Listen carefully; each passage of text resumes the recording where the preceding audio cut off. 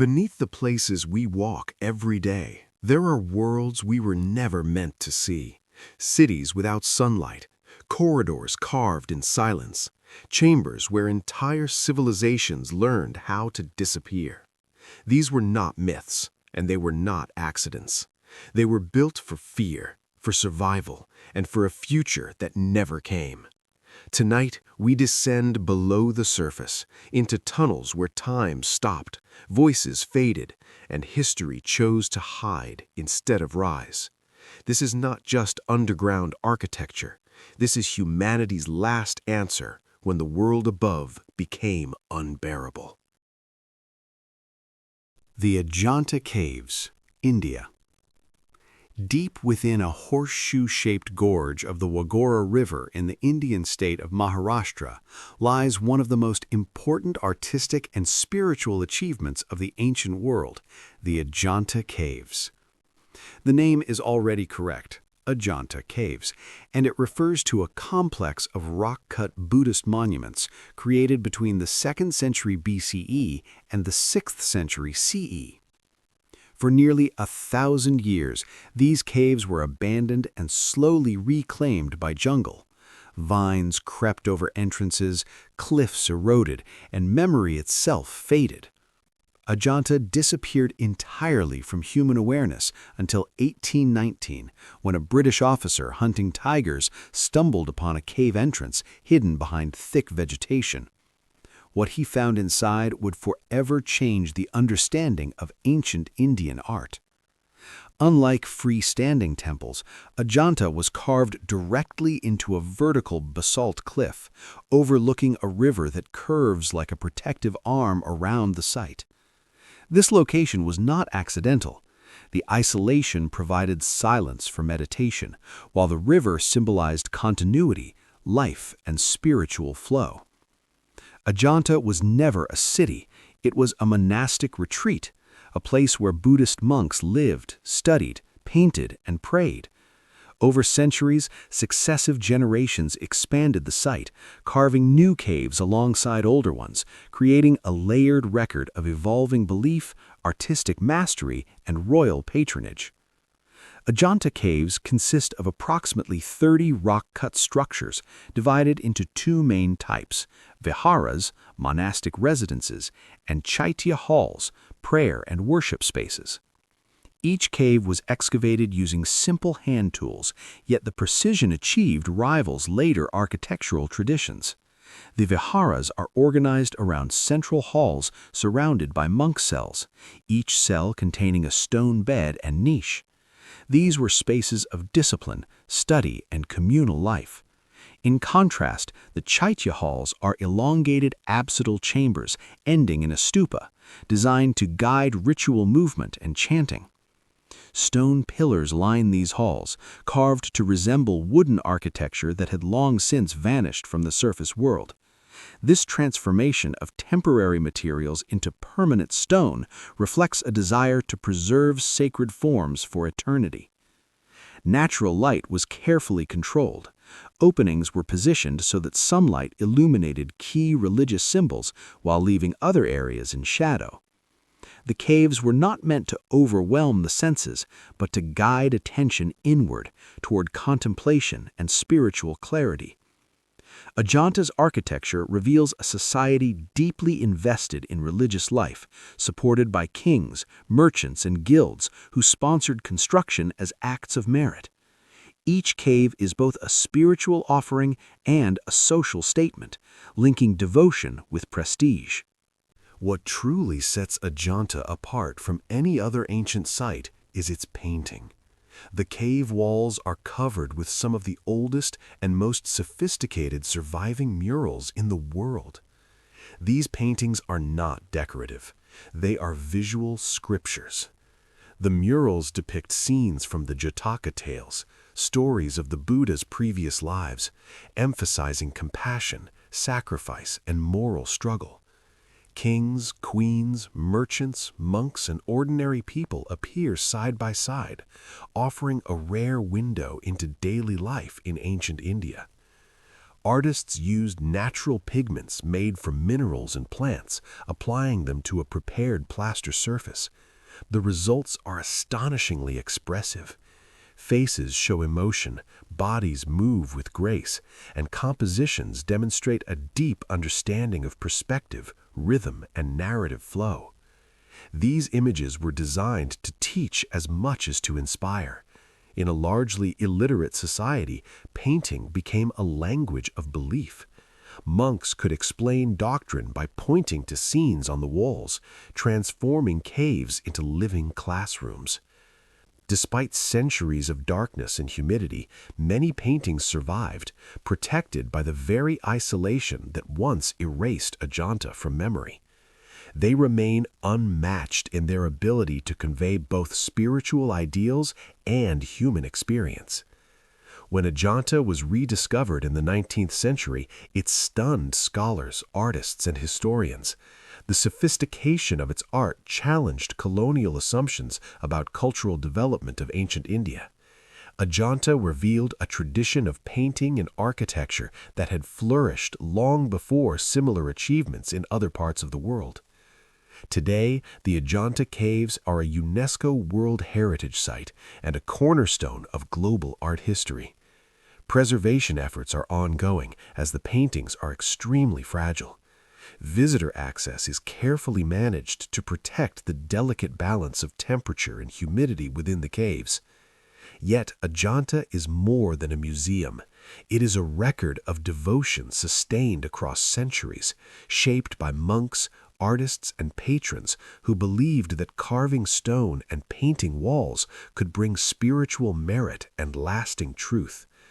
Ajanta reminds us that silence can preserve greatness, that art can outlast empires, and that faith, once carved into stone, can still speak across 2,000 years. Hidden in a cliff above a winding river, the Ajanta Caves remain one of humanity's most profound conversations between art, belief, and time. Wieliczka Salt Mine, Poland. Hidden beneath the quiet town of Wieliczka in southern Poland lies one of the most extraordinary underground worlds ever created by human hands. Often misspelled or mispronounced as Wiczka, the Wieliczka salt mine is not a single cavern or tunnel, but an immense subterranean city carved entirely from salt. For more than 7 centuries, miners descended into the earth here, slowly shaping a labyrinth that stretches over 300 kilometers of galleries and chambers across 9 distinct levels. The story of Wieliczka begins in the 13th century, at a time when salt was as valuable as gold. Known as white gold, salt preserved food, sustained armies, and fueled economies.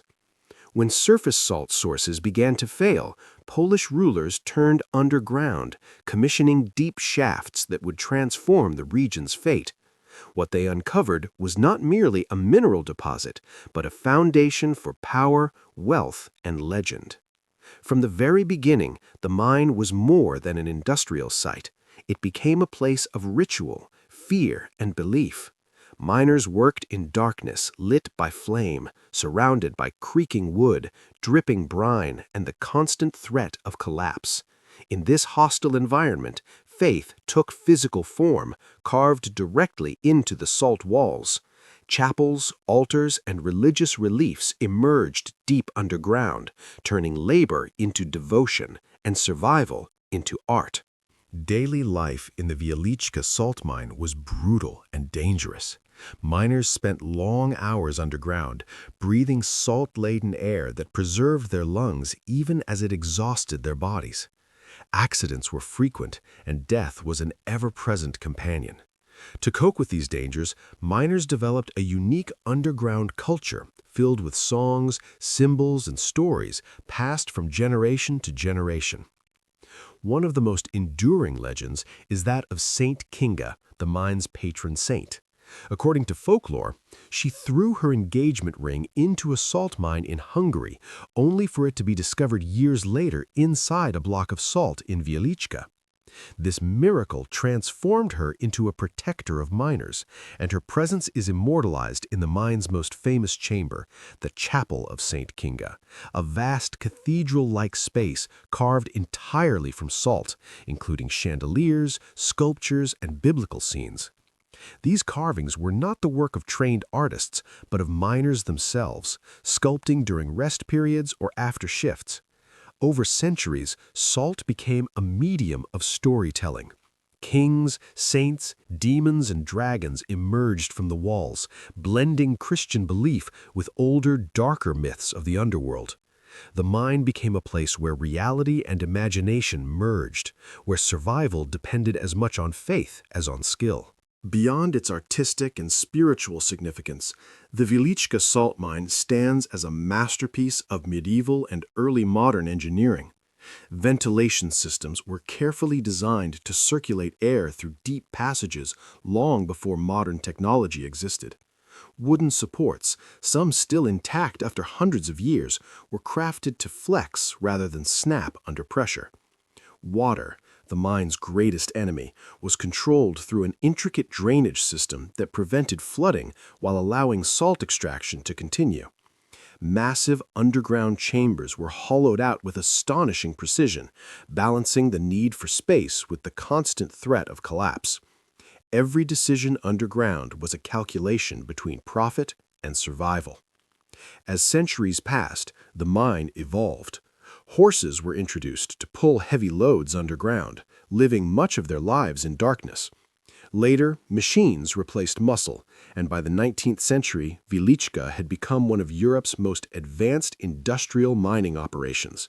Yet even as technology progressed, the human presence remained etched into every wall, step, and corridor. By the late 20th century, commercial salt extraction at Wieliczka had largely ceased, but the mine's story was far from over.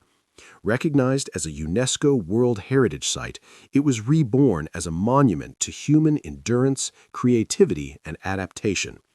Today, visitors descend hundreds of steps into a preserved underground world that feels frozen in time. The mine now serves unexpected purposes. Concerts echo through salt chambers, therapeutic clinics treat respiratory illnesses using the mine's unique air, and researchers study the long-term preservation effects of salt on wood, metal, and stone. What was once a place of hardship has become a space of reflection and wonder. The Wieliczka salt mine is not simply a historical site, it is a record of humanity's relationship with the earth itself. It tells a story of how fear can become faith, labor can become art, and darkness can give birth to beauty. Deep beneath the surface, carved in salt and silence, this underground world continues to whisper the voices of those who shaped it, one strike at a time. The catacombs of Paris, France. Beneath the romantic streets, cafes, and boulevards of Paris lies a hidden world few truly understand, the Catacombs of Paris. The title is already correct, Catacombs of Paris, and it refers not to a single tunnel or chamber, but to an immense underground network stretching for hundreds of kilometers beneath the French capital. Long before the catacombs became a resting place for the dead, they were something far more practical. Beginning in Roman times and expanding through the Middle Ages, vast limestone quarries were excavated beneath Paris to supply stone for churches, bridges, and monuments. The city above quite literally rose from the rock carved out below. By the 18th century, however, Paris faced a crisis. Its cemeteries, especially the overcrowded Cemetery of the Innocents, had become dangerously full. Corpses stacked in shallow graves led to collapsing walls, polluted water supplies, and outbreaks of disease.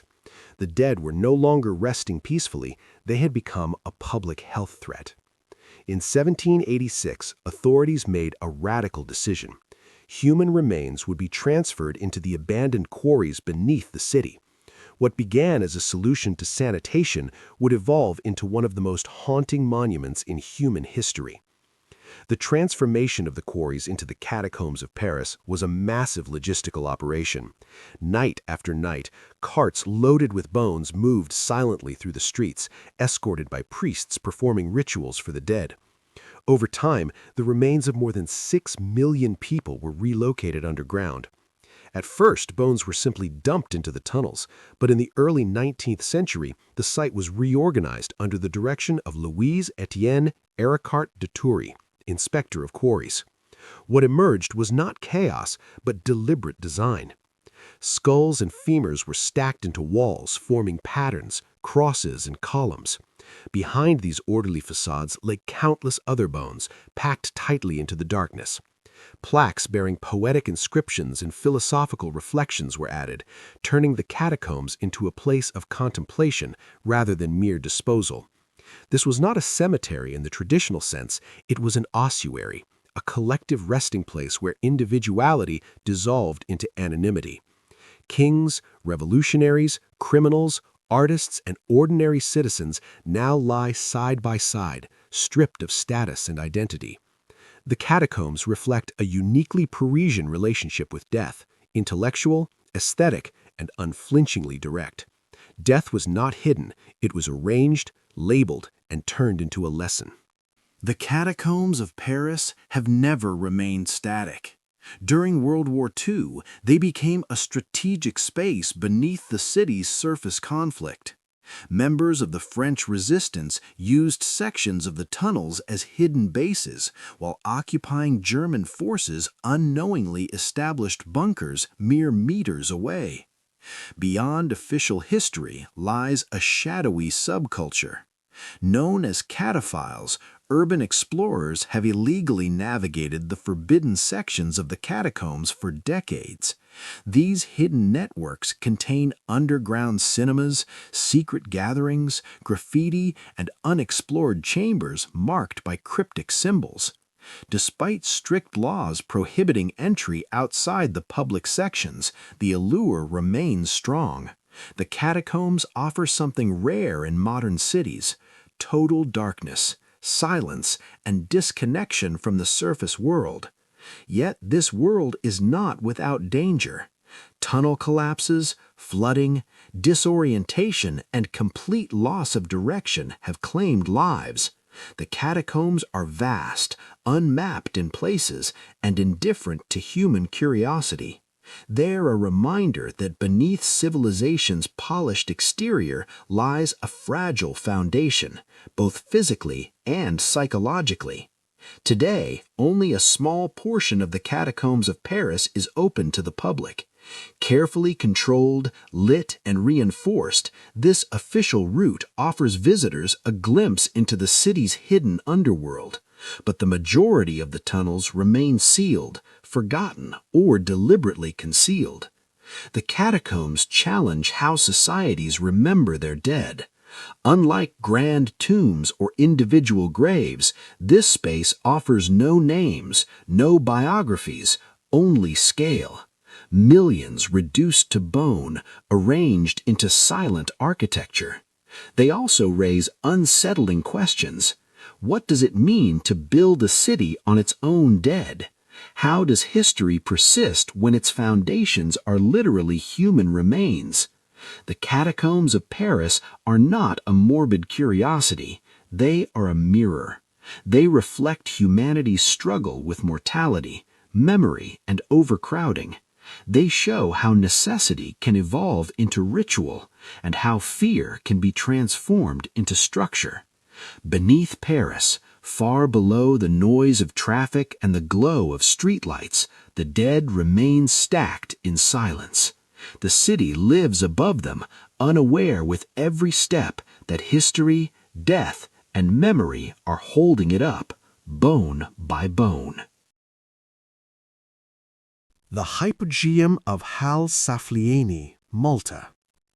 Beneath the modern streets of Paola, a quiet town on the island of Malta, lies one of the most astonishing prehistoric monuments ever discovered, the Hypogeum of Hal Saflieni. Unlike temples that rise toward the sky, this structure descends deep into the limestone bedrock, forming a vast underground complex carved entirely by human hands more than 5,000 years ago. The hypogeum was discovered accidentally in 1902 when construction workers digging foundations for new houses broke through the ceiling of an underground chamber. What they uncovered was not a natural cave, but a carefully engineered subterranean world unlike anything previously known in Europe. Archaeologists soon realized they were standing inside a prehistoric sanctuary and necropolis dating back to around 4000 to 2500 BCE. At a time when most human communities were still experimenting with basic stone tools and simple dwellings, the builders of the hypogeum envisioned an architectural project of extraordinary ambition. Over generations, they carved halls, corridors, and chambers across 3 distinct levels, reaching more than 10 meters below the surface. Every wall, curve, and doorway was shaped directly from living rock without metal tools, using only stone and bone implements. From the beginning, the hypogeum challenged conventional ideas about prehistoric societies. It revealed a people capable of long-term planning, complex spiritual beliefs, and a profound understanding of space, sound, and symbolism. This was not merely a burial site, it was a sacred landscape hidden beneath the earth. The structure of the hypogeum of Hal Saflieni is both deliberate and symbolic. The upper level appears to have been the earliest, consisting of irregular chambers that resemble natural caves. As builders moved deeper, the architecture becomes more refined and increasingly temple-like, mirroring the above-ground megalithic temples found across Malta. Doorways carved in the distinctive trilithon style imitate freestanding stone temples, even though they are cut from solid rock. Walls curve inward, ceilings mimic corbelled stone roofs, and surfaces were once coated in red ochre, a pigment strongly associated with life, blood, and rebirth in prehistoric cultures. One of the most remarkable spaces is the so-called oracle room. This small chamber possesses extraordinary acoustic properties. A single human voice resonates throughout the hypogeum, vibrating the stone and carrying sound across multiple levels. Modern experiments show that low-frequency tones can induce a powerful physical and emotional response, suggesting that sound played a deliberate role in ritual activity. The careful control of light and darkness further enhances the experience. Narrow passages open suddenly into wide chambers, guiding movement and perception. This was architecture designed not just to house bodies, but to shape belief, fear, and transcendence. Descending into the hypogeum was likely a symbolic journey from the world of the living into the realm of ancestors and spirits. Archaeological excavations revealed that the hypogeum served primarily as a collective burial site. The remains of more than 7,000 individuals were found within its chambers, carefully placed over centuries. Bodies were not treated as isolated individuals, but as part of a continuous ancestral presence woven into the structure itself. Grave goods such as pottery, beads, amulets, and carved figurines accompanied the dead. Among the most famous discoveries is the so-called sleeping lady, a small figurine depicting a reclining human form, believed to represent death, rest, or eternal sleep. Her presence suggests a culture that viewed death not as an end, but as a transition. The repetition of symbols, the use of red ochre, and the deliberate reuse of burial spaces point to complex ritual practices. Bones were often rearranged, moved, or grouped, indicating that interaction with the dead continued long after burial. The hypogeum was a living ritual space, constantly revisited and reshaped by successive generations. This relationship between the living and the dead reflects a worldview in which ancestry, fertility, and the cycles of nature were deeply intertwined. The underground setting reinforced this belief system, turning the earth itself into a womb from which life emerged and to which it returned. By around 2500 BCE, the hypogeum of Hal Saflieni fell out of use, and its entrances were eventually sealed and forgotten. For millennia, it remained hidden beneath layers of soil and human settlement, preserving its chambers in near-perfect silence.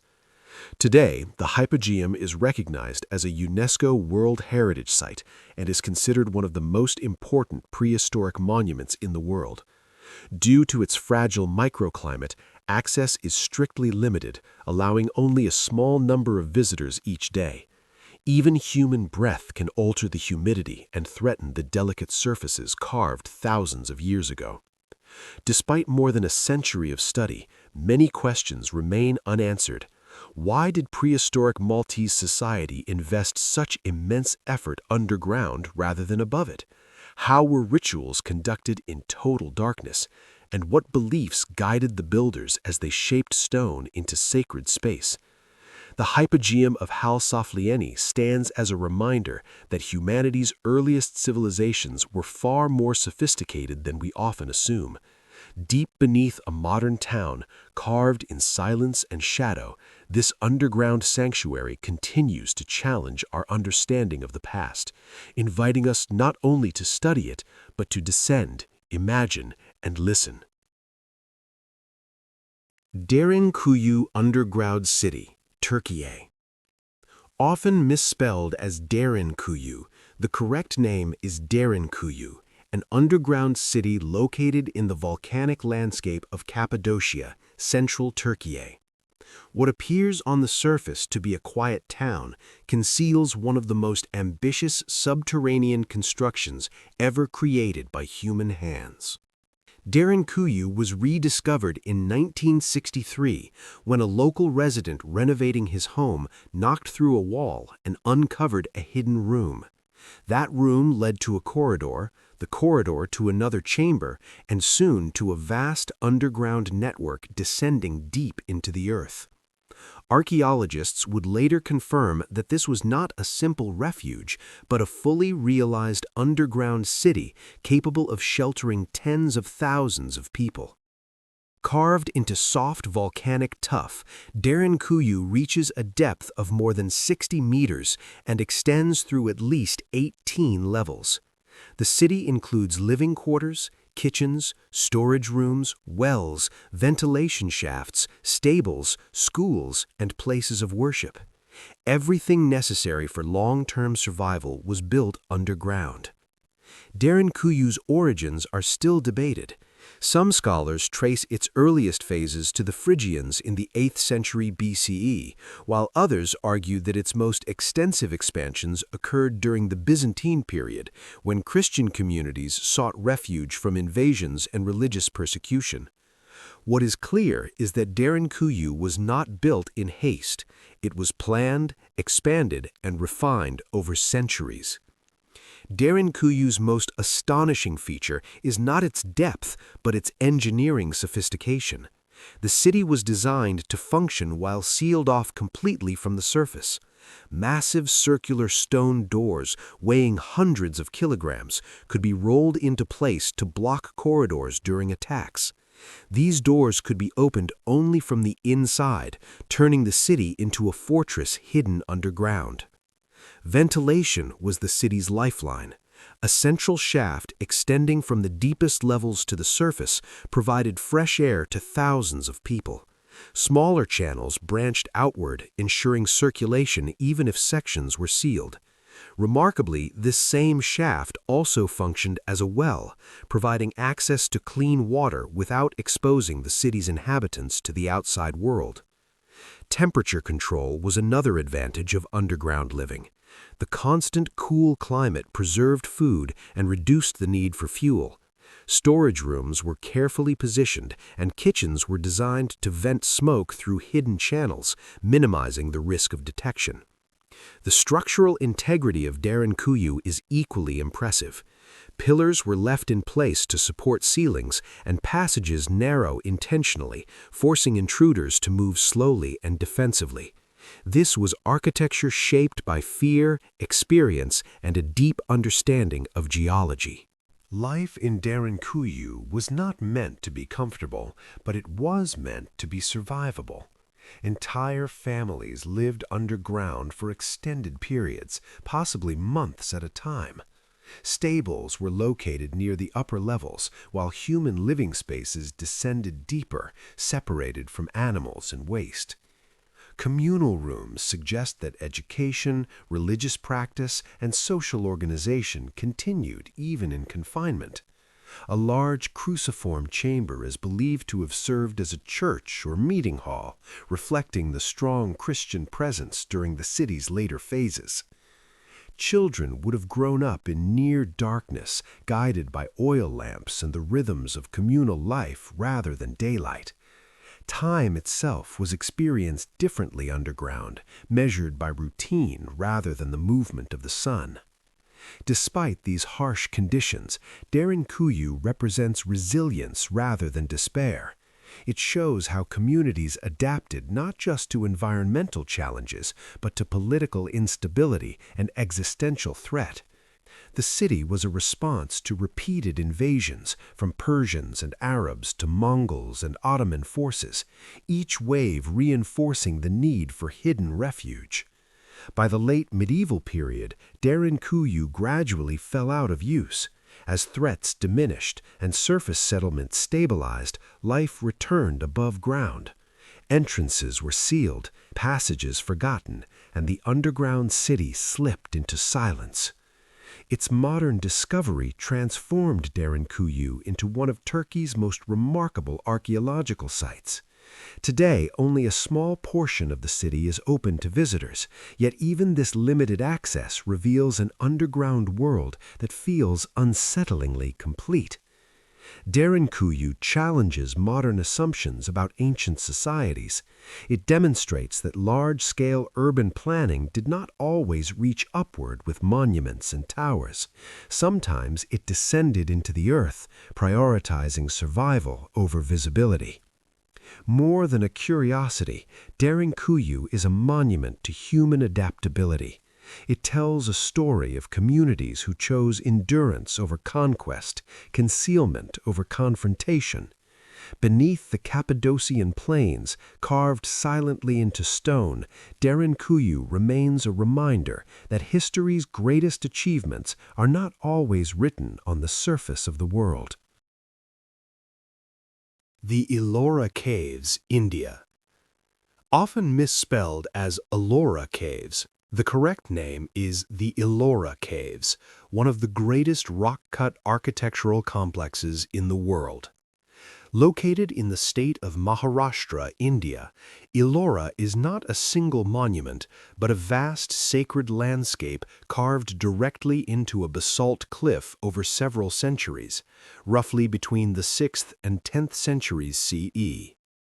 Unlike many ancient sites dedicated to a single belief system, Ellora is extraordinary for what it represents: the coexistence of three major religions, Buddhism, Hinduism, and Jainism, within one continuous architectural complex.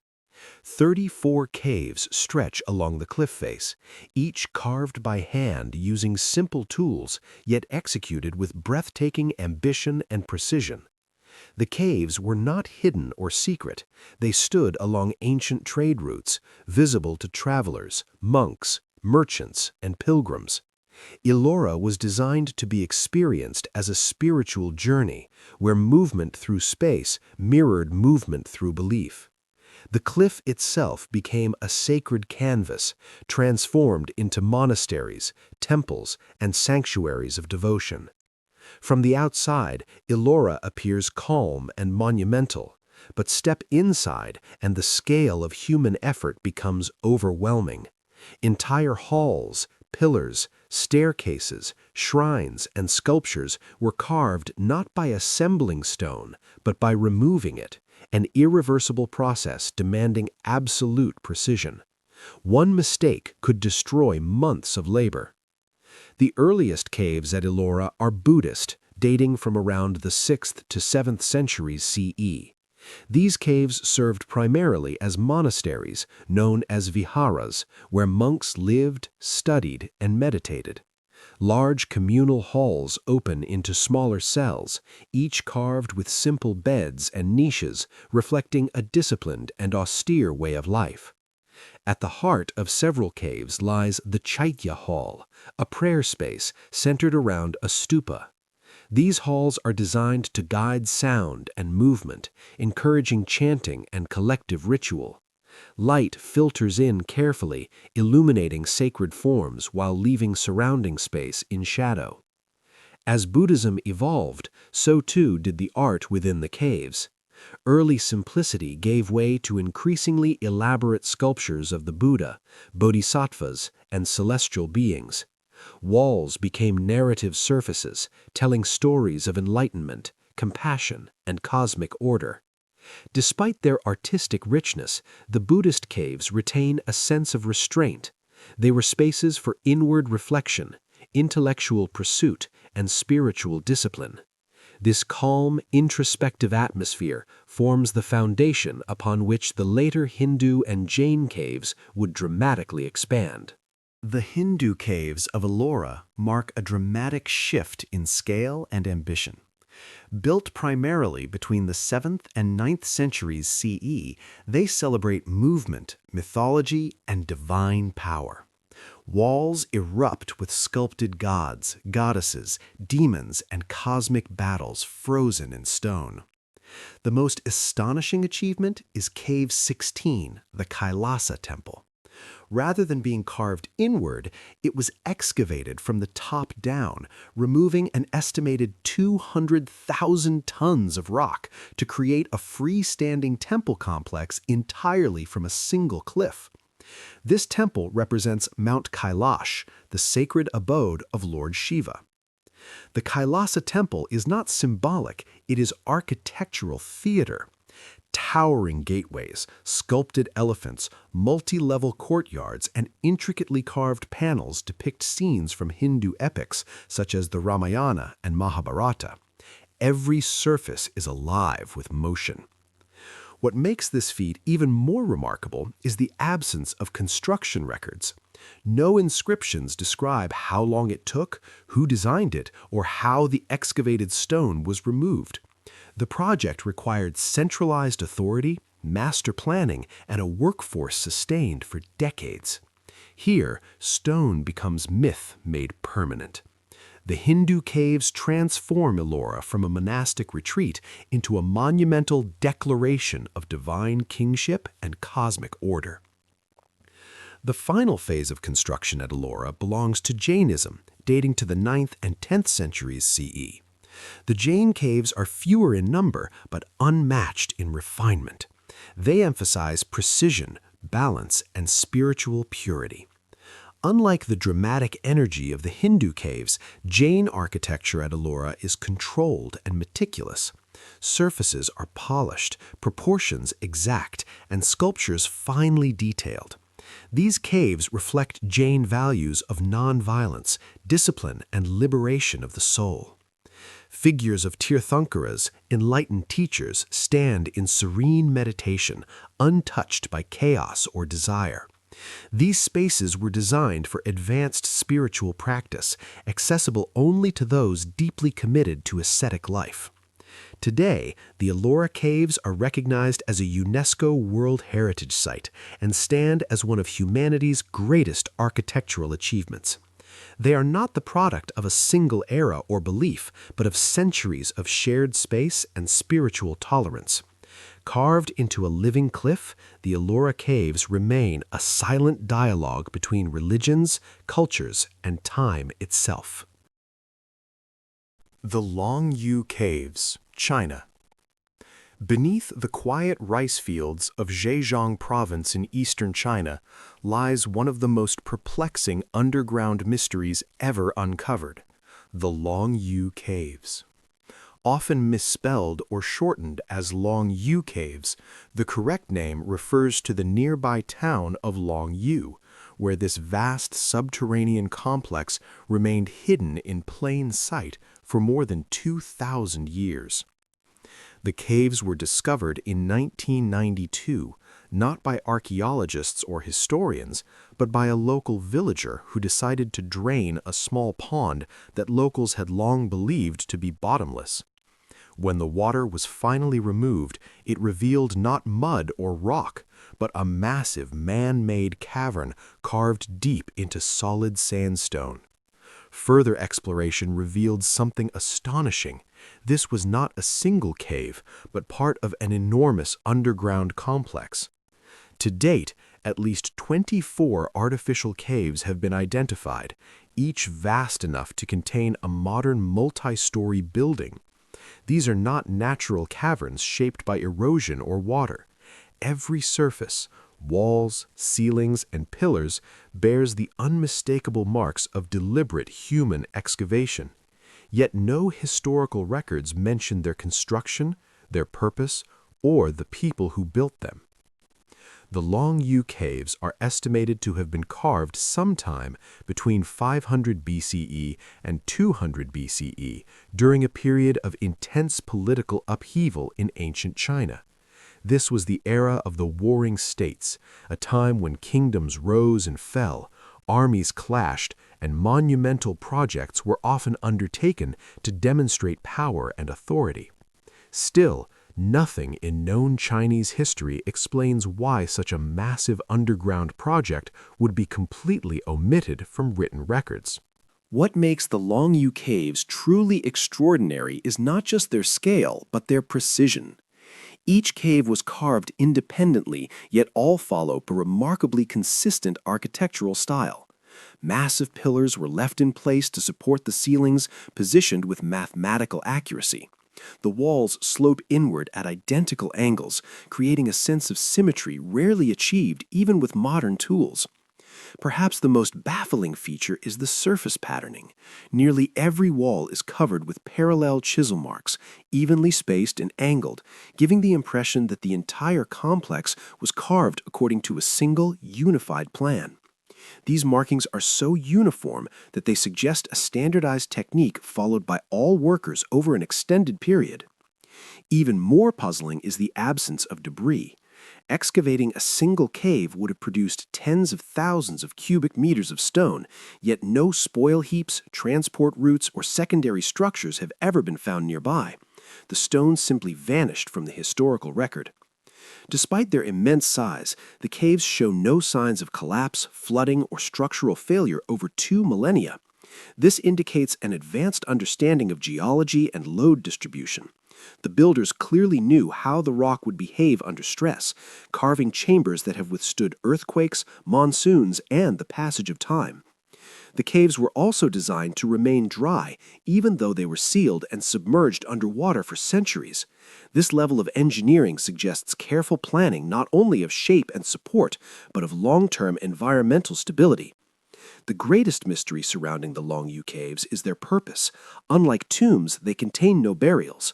Unlike mines, there is no evidence of extracted resources. And unlike temples, there are no carvings, inscriptions, or altars that clearly indicate ritual use. Some researchers have suggested the caves were underground palaces or ceremonial halls, possibly linked to royal authority. Others believe they may have served as hidden military infrastructure, storage spaces, training halls, or emergency refuges during wartime. Yet none of these theories fully explain the scale of labor involved or the complete absence of documentation. To carve even one of these caves would have required thousands of workers laboring for years under centralized organization and leadership. Lighting, ventilation, food supply, and waste removal would all have required sophisticated logistical planning.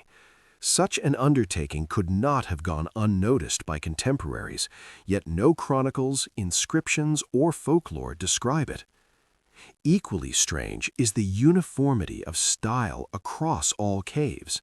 This was not an evolving project modified over centuries, but something executed with a clear, predefined vision.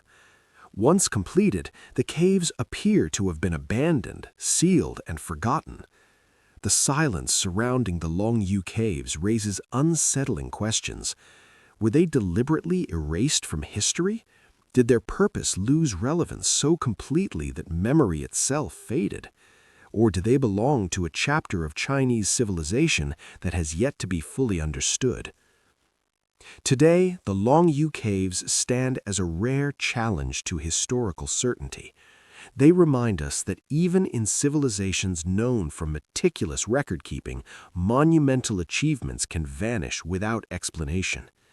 The caves exist in a strange space between archaeology and legend, forcing scholars to confront the limits of written history. Modern visitors descending into the caves often describe a sense of unease, not fear, but awe. The sheer volume of stone removed, the silence of the chambers, and the perfect geometry of the walls create an atmosphere that feels intentional, almost ceremonial. These spaces were designed to be experienced. Preservation efforts continue, but much remains unexplored. Advanced scanning technologies have revealed subtle variations between caves, suggesting different functions or construction phases. Yet the central mystery remains intact. Who ordered this project, why it was built, and why it was abandoned? The Longyu caves are not simply an archaeological curiosity. They are a reminder that human history is not a straight line of progress carefully documented in books. It is fractured, incomplete, and filled with forgotten ambitions. Deep beneath the soil of eastern China, carved with precision and sealed in silence, the Longyu caves stand as a monument to a forgotten vision, one that still waits to be understood. The underground cities of Cappadocia, Turkey. The phrase Cappadocia's underground is commonly used, but the correct and historically accurate title is The Underground Cities of Cappadocia. This extraordinary region in central Turkey is not defined only by its fairy chimneys and surreal rock formations, but by what lies beneath them, an immense network of subterranean cities carved into volcanic stone. Cappadocia's unique geology made this hidden world possible.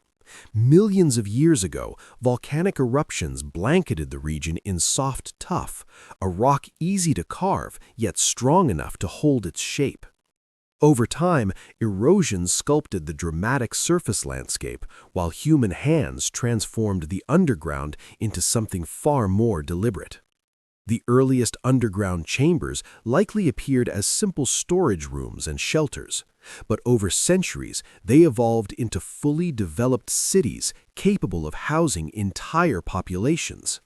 These were not caves of desperation dug in moments of crisis. They were long-term solutions to a land shaped by invasion, instability, and survival. Unlike surface cities meant to be seen and admired, Cappadocia's underground cities were designed to vanish. Entrances were hidden inside homes, stables, or monasteries. From above, life appeared ordinary. Below, thousands could disappear without a trace. The scale of Cappadocia's underground cities is difficult to comprehend. Sites such as Derinkuyu, Kaymakli, Ozkanak, and dozens more descend multiple levels into the earth, some reaching depths of over 60 meters. These were not isolated shelters, but interconnected systems forming a regional network. Each city contained everything required for sustained life underground: living quarters, kitchens, bakeries, wine presses, storage rooms, wells, ventilation shafts, schools, and places of worship. Animals were kept near upper levels, while human living spaces extended deeper for safety and hygiene. Ventilation was the most critical challenge. Ingeniously designed shafts provided fresh air to even the deepest chambers, while also serving as wells. Some shafts reached the surface only through concealed openings, preventing enemies from poisoning water supplies. Defense shaped every corridor. Narrow passages forced invaders to move single file.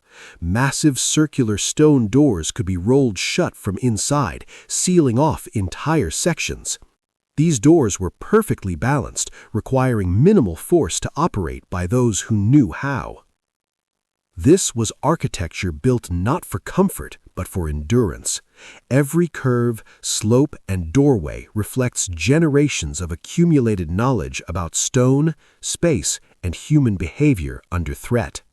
Living underground for extended periods required a profound adjustment to human routine. Time was no longer marked by sunrise and sunset, but by communal schedules, meals, prayers, work, and rest. Archaeological evidence suggests that families lived underground for weeks or even months at a time. Children grew up navigating narrow tunnels by lamplight, memorizing the layout as instinctively as surface streets. Education and religious life continued, reinforcing social structure even in confinement. Christian communities played a major role in expanding Cappadocia's underground cities during the Byzantine era. Chapels carved deep within the rock provided places of worship hidden from persecution. Wall niches, crosses, and apses reveal a spiritual life adapted to darkness. Yet these cities were not permanently inhabited. They were activated when danger approached, during invasions by Persians, Arabs, Mongols, and others. When threats passed, life returned above ground, leaving the underground silent once more.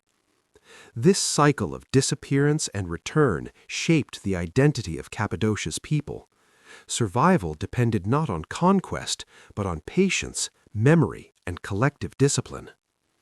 As centuries passed, entrances collapsed, knowledge faded, and many underground cities were forgotten. Their rediscovery in the modern era, often by accident, revealed a hidden chapter of human history beneath an already ancient land. Today, Cappadocia's underground cities are recognized as some of the most remarkable examples of human adaptation ever created. They challenge the assumption that progress always moves upward toward visibility and monumentality. Instead, these cities represent a different philosophy of survival: concealment over dominance, endurance over display. They show how architecture can respond directly to fear, geography, and faith. Preservation efforts now balance tourism with protection, as even small changes in humidity and airflow can damage these fragile spaces. Only a fraction of the underground world is accessible, leaving much still unexplored. The underground cities of Cappadocia remind us that history does not always leave visible ruins. Some of humanity's greatest achievements were meant to be hidden, carved quietly into the earth, waiting centuries to be rediscovered.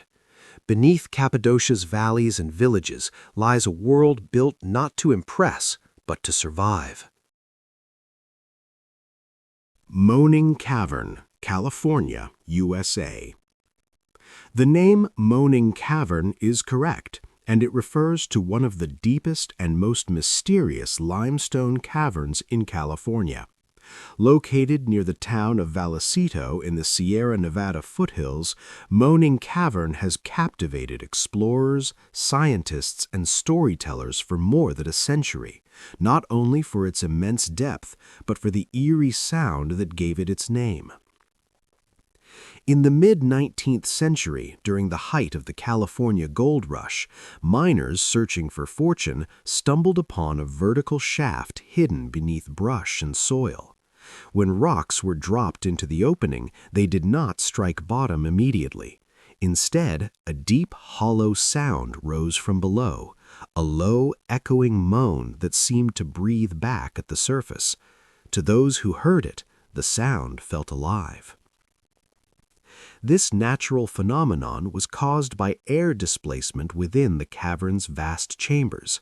As objects fell, they pushed air downward, forcing it back upward through narrow passages, creating a haunting, resonant tone.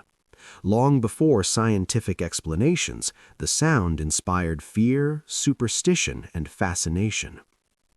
Unlike many caves shaped by gentle erosion, Moaning Cavern is defined by dramatic vertical space. Its main chamber drops more than 50 meters straight down, opening into a massive underground void that challenges human perception of scale. From the beginning, this was not a place meant for casual exploration. It demanded courage, curiosity, and respect. Long before miners arrived, Moaning Cavern was known to indigenous peoples of the region, particularly the Miwok. Archaeological evidence suggests that the cavern was used as a sacred and burial site. Human remains, tools, and artifacts found deep within indicate ritual significance rather than habitation. For these early inhabitants, the cavern was likely viewed as a boundary between worlds, a place where the surface met the unknown depths of the earth. The vertical shaft, darkness, and echoing sounds would have reinforced its spiritual importance. In the late 1800s, Moaning Cavern became one of California's earliest tourist attractions.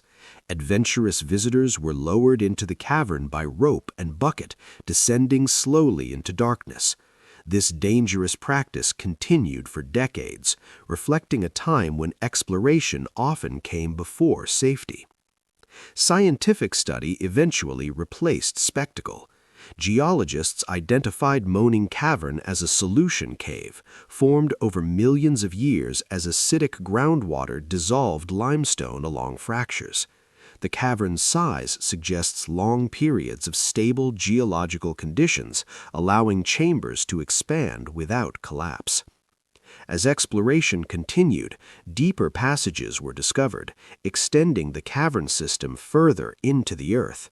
Each new chamber revealed not only geological history, but traces of human interaction spanning thousands of years. Moaning Cavern is more than an impressive void. It is a record of time. Stalactites, flowstone, and mineral deposits lining its walls formed drop by drop over immense geological timescales. Each layer preserves information about ancient climates, rainfall patterns, and environmental change. The cavern's vertical structure also trapped objects falling from above, animals, tools, and human remains, creating a natural archive sealed from surface disturbance. Some bones recovered from the cavern date back several thousand years, offering rare insight into prehistoric life in California. Acoustics remain one of the cavern's most fascinating features. Even today, voices spoken near the entrance can travel and distort in unsettling ways, amplified by the chamber's shape. Sound behaves differently here, bending and lingering, reinforcing the sense that the cavern responds to human presence. Modern visitors often feel a sense of insignificance when standing at the edge of the drop. The cavern does not invite movement forward, it commands pause. In this way, Moaning Cavern continues to exert psychological power, just as it did for those who encountered it centuries ago. Today, Moaning Cavern is carefully managed as both a natural monument and a historical site. Stairways, platforms, and safety systems allow visitors to descend into the cavern without disturbing its fragile environment. What was once a place of fear and ritual is now a space of education and reflection. Yet, the cavern has not lost its mystery. Even with modern lighting, its depths resist full illumination. Shadows dominate, and the cavern's true scale remains difficult to comprehend from any single viewpoint. Moaning Cavern stands as a reminder that not all monuments are built by human hands. Some are shaped by water, stone, and time, then given meaning by the cultures that encounter them. From sacred site to scientific treasure, the cavern reflects humanity's evolving relationship with the natural world. In a landscape defined by gold, industry, and expansion, Moaning Cavern offers something quieter and older. Beneath the hills of California, it continues to echo, not with moans of fear, but with the accumulated presence of history, geology, and awe. To descend into Moaning Cavern is not simply to go underground, it is to listen to the earth itself.